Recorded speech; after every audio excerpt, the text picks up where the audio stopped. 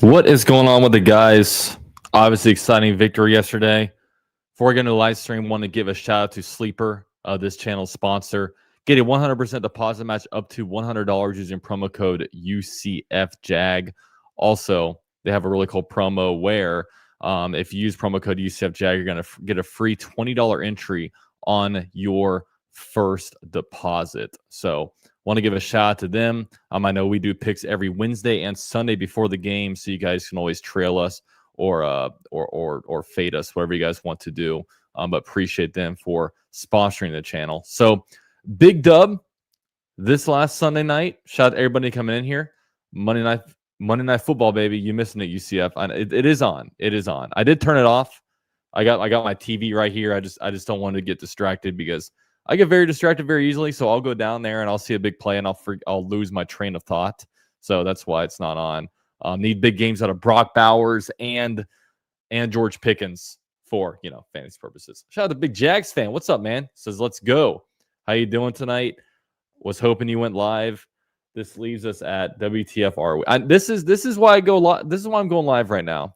Big Jags fan was hoping you went live. Yeah, I'm feeling like talking about the Jaguars because it's funny because I don't know where this really leaves us right now, and I want to talk about that. And I know for me, I'm kind of separating the season into four different parts. You start off with the first kind of quadrant. The Jaguars go 4-1. We're all absolutely juiced. When the Jaguars are 4-1, that was tied for the best record in the NFL. So vibes were good. You beat the Texans. You beat the 49ers. You beat the Chiefs. You're beating good opponents. Things were pretty awesome. And then you went into kind of a dark stretch where you went 1-3. And at that point, I was like, the Jaguars at 5-4. I'm sitting here like, this Chargers game's a big decider. Right now, going in that game, I said the Jaguars aren't very good because NFL is what have you done for me lately? You play 4 teams, only 3 of those teams are good, and you lose all 3 of those good teams. And you only beat the Raiders by putting up a measly hand on the ball and forcing an incompletion on a 2-point conversion. Defense wasn't stopping anybody. Trevor Lawrence was playing bad. All of a sudden, the offensive line started playing terribly.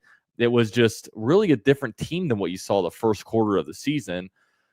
But then this game happened where the Jaguars completely demolish the Chargers 35-6. And then now, like, a lot of good vibes are back, right? Literally 2 days ago, I came out with a video saying I hate the Jaguars because that Texans game really affected me like no other regular season game I can really remember because of a couple things. One, it just sucks to see your team implode the way the Jaguars imploded. But it also felt like it was the beginning of essentially a downward spiral where the Jaguars were just going to go into the tank. We're going to finish with like a 7-10 record, and we're just going to look exactly like 2018 where the Jaguars started off 3-1. And I think they finished the year like 5-11 or 6-10 or something like that. It was just a terrible season, and it felt like lots of shades of that happening. But the Jaguars beat a team, and this was a legit opponent.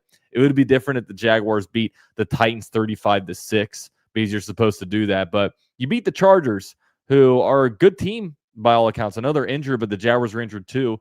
They came into that game 7-3. And it's funny because I went around to some different like Chargers podcasts, and it's pretty funny because they're talking about the Jaguars like we're some kind of really bad team. Like they're like, oh, it's a trap game. The Chargers sometimes go into these games and lose these games against bad teams. It's like, okay, I understand the Jaguars are struggling, but are you not looking at the AFC playoff picture? Do you not see the Jaguars currently sitting at the number 7 spot? Do you not see that the Jaguars before this game were 2-0 against the AFC West, and now they went 3-0? So I think it's just weird because I know for me, I'm approaching this Chargers game. Not Chargers, but the Cardinals game. I actually have a lot of respect for the Cardinals. The Cardinals don't have a good record. I think they're 3-7 right now, but they're extremely capable. Jacoby Brissett, if you're not getting pressure on Jacoby Brissett next week, he's going to dice you up. They have Trey McBride, who's an incredible tight end. Marvin Harrison Jr., if he plays, he's good. But they have some pieces all around the offense. I'm approaching that game like we're playing a good team, and they are very, very capable. They can't win these close games, and they just get overmatched. It's just funny how Chargers are looking at the Jaguars like the Jaguars are some kind of super scrub team. So I just thought that was funny. And another thing that's a funny parallel is all these people were complaining about Justin Herbert, saying that the Chargers need to move, need to find something better than Justin Herbert. This guy isn't the answer. And it's funny because sometimes I feel like I live in this little glass house with the Jaguars, and I'm living in some kind of vacuum where the Jaguars are one of the only teams with these quarterback issues, and we're really making these decisions. But then I realize I think every single fan base goes through this thing about quarterbacks. Even I heard the Bills kind of go through it with Josh Allen. When he goes through some struggles, they kind of question him. And, let's be real, that Trevor Lawrence has as many Super Bowl appearances as Josh Allen. So it's just a dilemma that I think everybody's in. Every team wants more out of their quarterback. That's for dang sure. But now the Jaguars, they sit at 6-4. The Jaguars hold on to that number 7 seed in the playoffs, even though there's some teams breathing down the Jaguars' neck right now. Right behind the Jaguars at 5-5, you have the Texans, you have the Ravens, and you have the Chiefs. So the Jaguars need to keep winning. They need to keep winning. And if you do get a look ahead, the Jaguars have 4 games against 3 terrible teams. They play the Cardinals next week. They play the Titans twice, and then they play the Jets. These teams combine with a record of 7-33.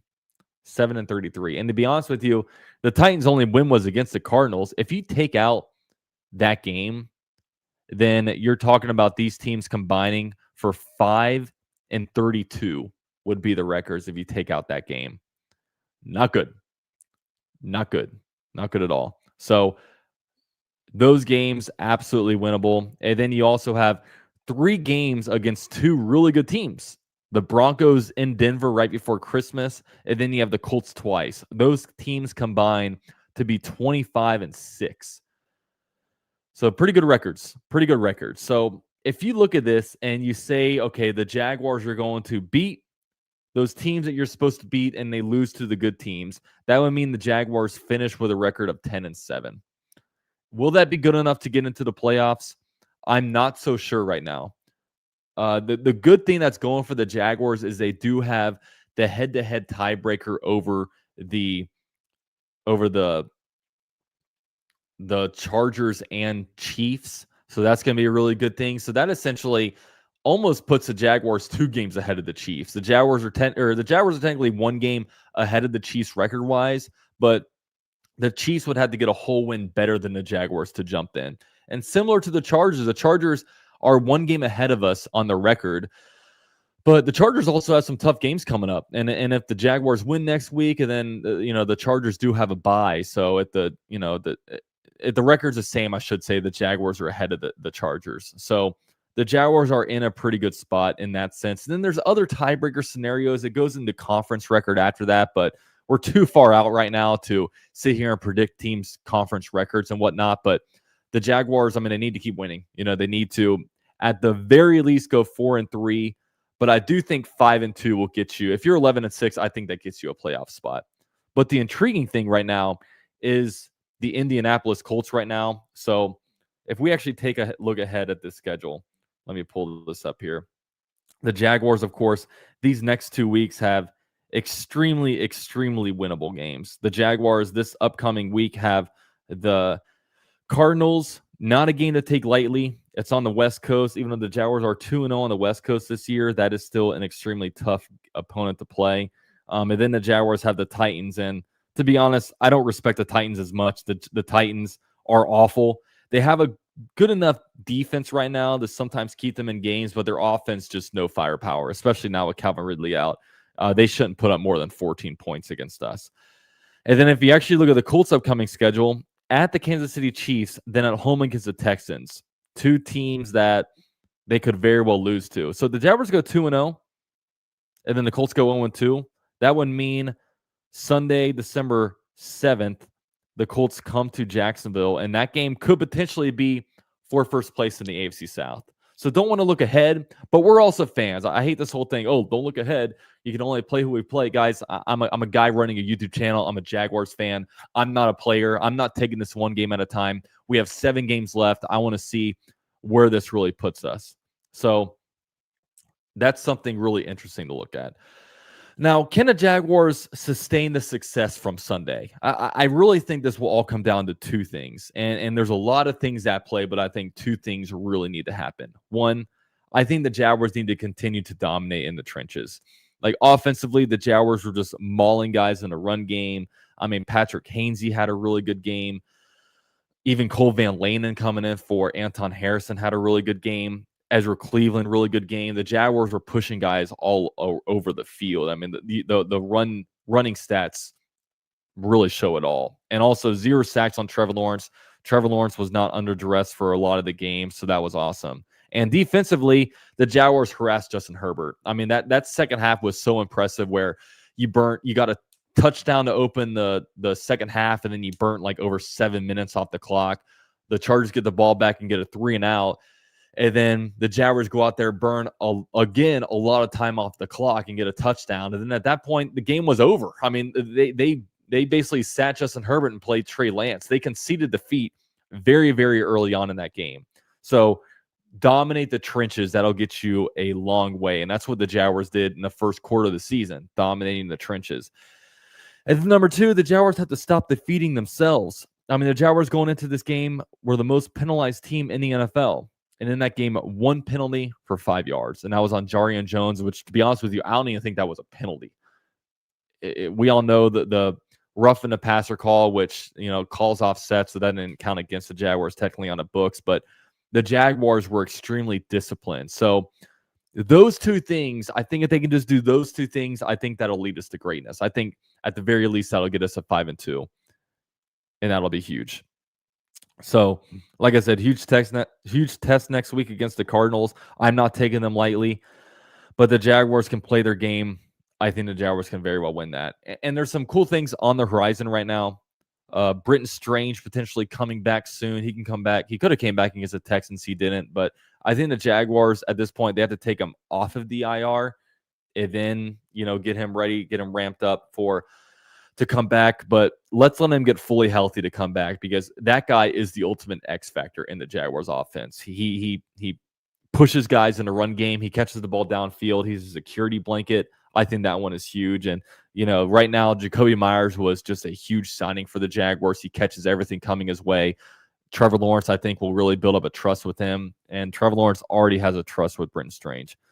Brian Thomas Jr., that one right there is a big thing here. And I'm a little bit nervous about Brian Thomas Jr. because I tell you what, he's been dealing with his struggles, his drops, and his injuries. But if you take out all the different factors that could be going on with him, his Mikkel Tyke isn't good. He got the hit against the Steelers, and that's why he's dropping it. Oh, his trust with Trevor Lawrence isn't there. He doesn't like Trevor Lawrence. He's way better with Mac Jones. His friend pass away, and maybe he's dealing with that, whatever. Wash all that away. The only thing I know is that when he was on the field for the Jaguars, more often than not, he was a liability. I mean, I think he has the most drops in the NFL right now, at least tied for most drops.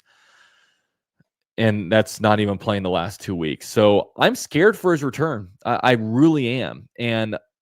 But at the same time, like, he could really give the Jaguars a huge spark. Like, could you imagine if 2024 Brian Thomas Jr. came back to the Jaguars this upcoming week?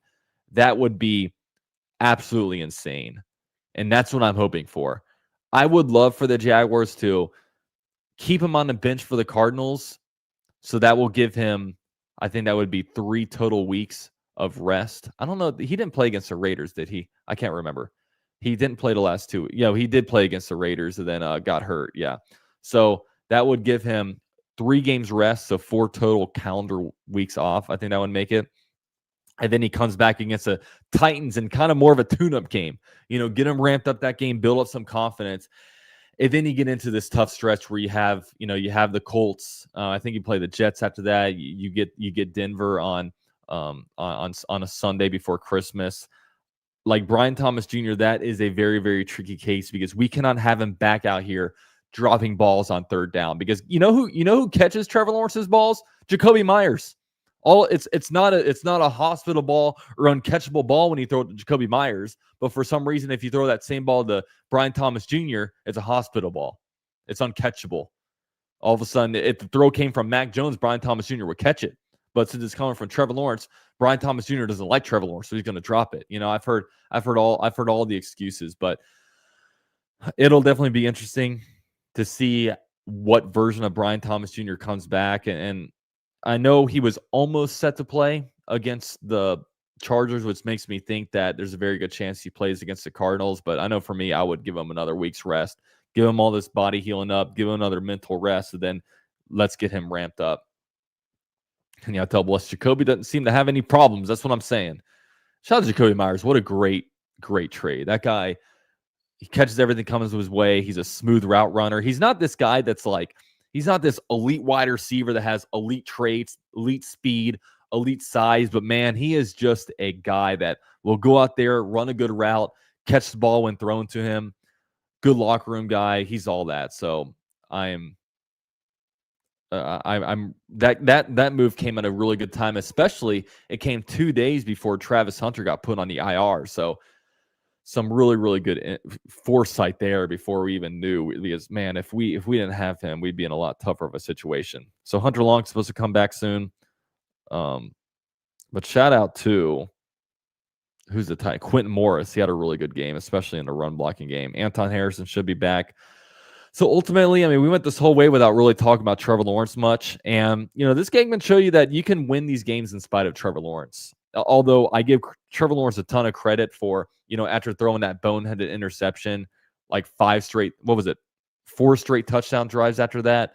So he responded in a big way. Really Liam Cohen was dialing it up, running the ball in good situations. We were passing the ball. We had a lot of really good play designs. I mean, the one of the throws where he did all this misdirection to throw to Tim Patrick was awesome.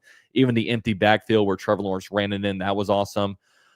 So going forward, I mean, we're definitely going to, we can't have floor Trevor Lawrence, but we don't necessarily need like a ceiling Trevor Lawrence. If he can just play game manager mid-tier, which I know we don't want to hear, but through 10 games, we've seen what Trevor Lawrence is. We've seen what he does bad. We see what he does good. At least we know that, hey, if we need Trevor Lawrence to get a game-winning drive, he's capable of that. But it's sketchy with Trevor Lawrence because I don't think Trevor Lawrence has truly had a good 4-quarter game yet this season, right? He's had good quarters, but I don't think he's put together a true good 4 quarters. In this game, the first quarter, missing that 4th down throw and stuff like that, it was awful. But I like how they're trying some new things with him. They had the wristband on him, the play sheet. So they're, Liam Cohen has given him that. And also just if Liam Cohen can dial up this kind of game, that'd be awesome. So it's a lot of fun. I mean, it's talk about just a much needed game where last week at this time, I was just, gosh, it literally took me a full 7 days to recover from. It literally took until 1:00 on Sunday for me to really flush what had happened against the Texans. And now you go into this game and this upcoming game against the Cardinals, we got the easier stretch. And I just hope that the Jaguars don't fall on their face, because once I was out, they reeled me back in. And now I'm taking a look at the playoff pictures and stuff, and it's exciting times. And at the very least, I'm looking at this Cowboys-Raiders game. You have the Raiders at 2-8 or 3-7. The Cowboys only have 3 wins. I'm glad I'm not in this situation where we're playing meaningless games in November. These games are very, very meaningful, and I think this is really, really what you want. But I think for me, this season is now boom or bust. It's if you just make it into the playoffs, I think this season is a big W. But I think if you miss out on the playoffs, I think it's honestly an ultimate failure, because you have us where we are right now, where 4-3 will likely get you in. You got some easy opponents coming up. You also look back and you had a 4-1 record and you squandered that and didn't make the playoffs. I think I'd be thrilled just to make it into the playoffs, even if they get a first-round exit. And is that loser talk? I don't know. That's just me speaking personally. So Big Jags fan says, imagine if they flexed us into this time slot. That'd be interesting. David Neal with a Duval. Yo, David, how long have you been subscribed to this channel? You've been here since 2017, right? Sometimes I go and look at old comments from year 1, and there's a lot of guys. I'm like, what happened to this guy? I haven't seen that guy in a while. David Neal has always been here, so I appreciate you, bro. You think we will be able to extend Jacoby Myers' contract? I do. We don't have any money tied up in wide receivers right now. Brian Thomas Jr. and Travis Hunter at the front ends of their rookie deal. De'Ami Brown, see ya. That guy's just, I don't know. That guy looks like he's clocking into his job at Marshall's, he's just there. Jags and Titans flex into Thanksgiving Day. No, thank you. I do a lot of family stuff on Thanksgiving Day. I don't need that in my life, to be honest with you. I've only been here since the first Texans game this season. Oh, well, hey, better now than never, right? I appreciate you being here. Hopefully you can stick with me a little bit. Arms lead, hell with penalties. And I heard somebody said that he didn't have his wedding ring on too, which that could be funny. 2017, yes, sir. I'm an OG since people were hacking your lives. Oh yeah, that was because luckily I leave the link open now and people don't pull that same stuff. We've had some good. I've enjoyed the call-in shows this year. That's something that will definitely stick around. Double S says we need to keep him. I love his attitude in his press conference after the game. He's a good player. So with that said, just hop in here, do this live. I've been doing more live streams this year as opposed to videos, just because I like popping out these quick live streams and letting it go up as a video, so I don't have to go through all the efforts of editing and all that stuff that you guys don't really care about. But for me, it's been honestly just a really, really fun year to do this. I love when the Jaguars are winning, and I hate when we're losing, and we haven't had a lot of winning seasons. So this season has been a W. By the way, I hit 21,000 subscribers yesterday, and I'm literally right at the number right now. I lost one earlier, but I gained one. So yeah, I hit 20,000 subscribers against the Panthers, and now I hit 21,000 this weekend. So it's been a really fun year, and the road to the ultimate goal for this channel is to hit 100,000 followers or subscribers and I get that YouTube plaque. But with that said, I'm going to head out. If you guys have social medias, Twitter, Instagram, especially TikTok. I've been posting 4 days a week on TikTok. Follow me. My handles are at UCF_Jaguar on everything.